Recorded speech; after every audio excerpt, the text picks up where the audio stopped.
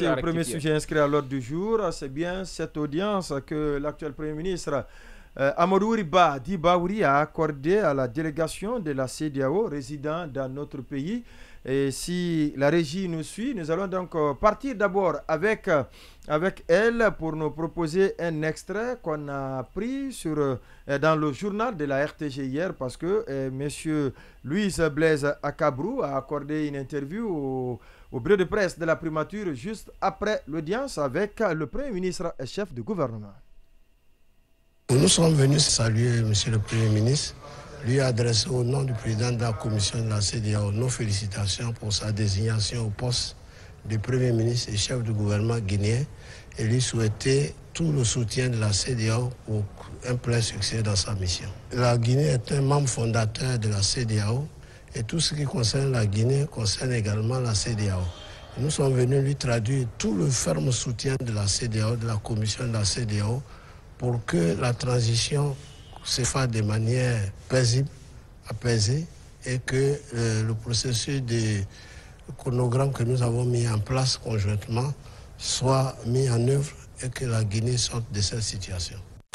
Je l'ai dit dans l'introduction, mais il fallait diffuser l'extrait pour ne pas qu'on pense que on a travesti ou on a essayé de dire ce que l'intéressé, voilà, il dit, nous sommes venus traduire au Premier ministre le ferme soutien de la commission de la CEDEAO pour que la transition se fasse de manière paisible, que le processus de chronogramme que nous avons conjointement mis en place soit mis en œuvre et que la Guinée sorte de cette situation. Est-ce qu'on peut dire plus clair que la CEDEAO est d'accord ou pas avec l'annonce faite par le Premier ministre, c'est-à-dire le non-respect du compromis dynamique à la fin de cette année?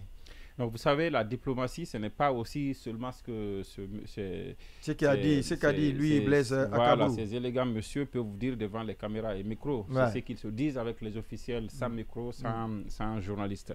Et ça, il faut juste lire entre les lignes. Vous savez bien qu'il y a juste quelques mois, je vous suivais ici dans un des numéros de cette émission où vous évoquiez un article, je ne sais de quel média, qui faisait état de démarches qui auraient été faites dans les capitales occidentales pour négocier un glissement.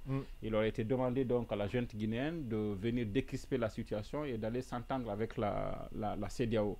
Et dans le SIAZ, il y a un premier ministre politique qui a été nommé, à savoir Baouri, qui a engagé donc des discussions avec les partis politiques, qui dit être là pour apaiser, et qui dit avoir parlé avec Cellou Dalein Diallo, qui est son souffre-douleur à lui-même, et puis qui dit que, en tout cas, les difficultés interpersonnelles qu'ils peuvent avoir entre eux, partis politiques, qu'ils les mettent de côté et aller vers un dialogue avec tout le monde.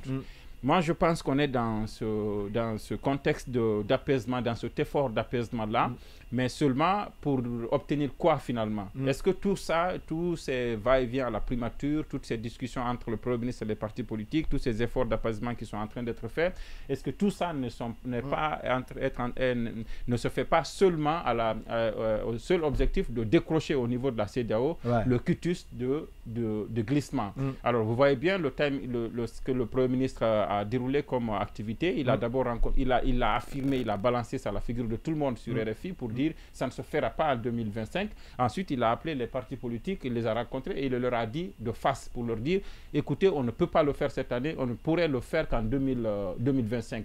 Maintenant, pour moi, peut-être que la CEDEAO, soit elle a été ménagée avant ça, et on l'a préparée par rapport à ça, ou elle vient pour parler de ça, de vive voix avec le Premier ministre, parce qu'il y a un compromis entre le CNRD et cette CEDEAO-là.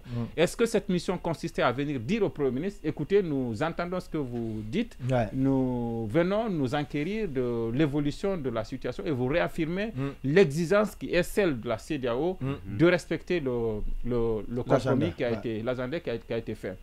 Et vous voyez, quand le Premier ministre Baouri demande aux partis politiques d'apaiser la situation, de venir autour de la table de discussion, d'être réaliste, d'accepter que ça ne se fera pas en 2025, 2024, peut-être qu'il essaye de préparer déjà le terrain. D'avoir un soutien politique, parce que tout se fait pour les partis politiques, et aller enfin vers la CEDEAO pour dire, vous voyez que même les acteurs politiques pour lesquels on fait cette élection-là sont d'accord, donc vous n'avez qu'à nous accompagner. Surtout que le compromis dont il est question, il n'est pas figé, c'est un compromis On a dit dynamique. On a dit dynamique. Donc, il peut bouger.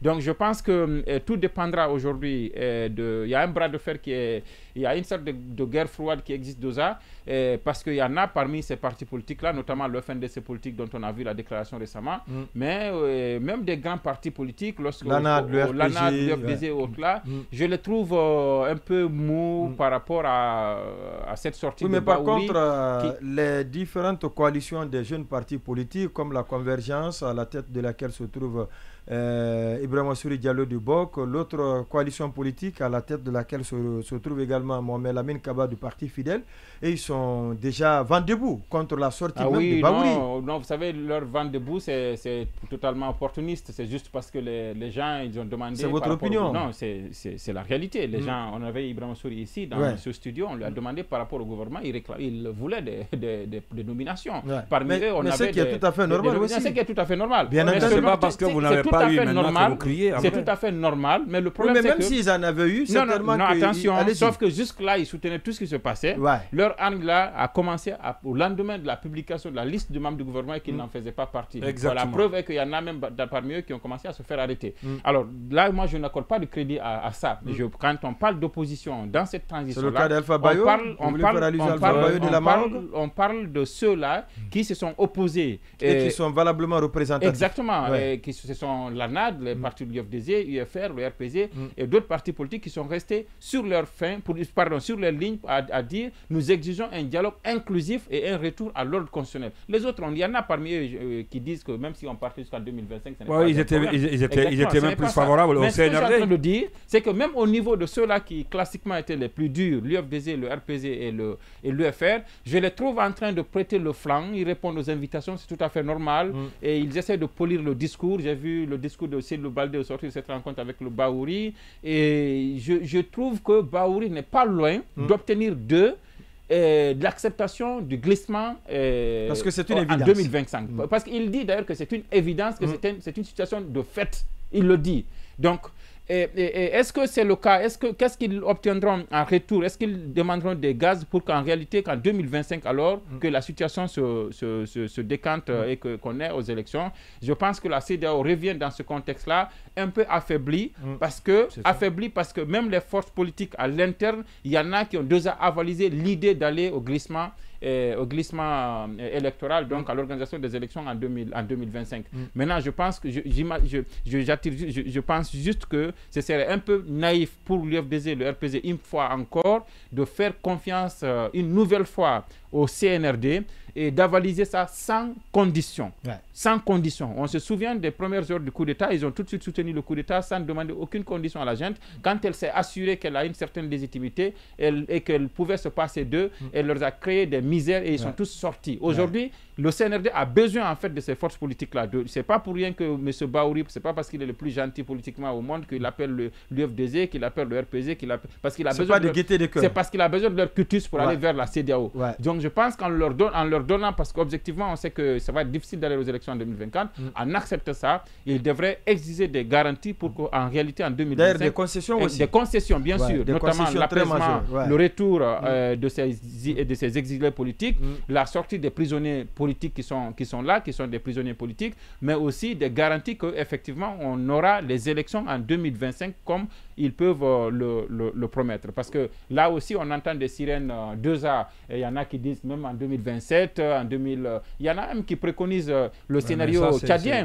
Vous savez que le Tchad s'achemine aux élections présidentielles où le président de la transition, il est candidat. Il est candidat à cette élection. Donc, vous voyez bien que si la junte, les forces d'opposition ne font pas attention, on va aller vers soit un autre glissement en 2025 ou alors une situation où Mamadi Doumbouya dira, comme Dadis l'a dit, qui est né avec la tenue et va vouloir se présenter aux élections. Et on sait qu'on le dise ou pas, aujourd'hui, ils ont quand même le soutien de la France. Voilà. Alors, la junte, c'est ça? Bien sûr. Mais jusqu'à quand, bien entendu? Oui, effectivement, ça aussi c'est. Oui, mais tout se joue à l'internet. Sinon, au Sénégal, on vous dira que ceux qui ont gagné, celui qui a gagné les élections, n'était pas forcément. Ce n'est pas valable. Cet exemple n'est pas valable. Cet exemple n'est pas valable parce que le peuple sénégalais n'est pas le peuple. Le peuple sénégalais n'est pas le peuple guinéen. Différent du peuple guinéen. Les jeunes politiques, les jeunes acteurs politiques sénégalais ne sont pas les jeunes acteurs politiques guinéens. Il faut qu'ils soient comme ça. Il faut qu'ils soient comme ça.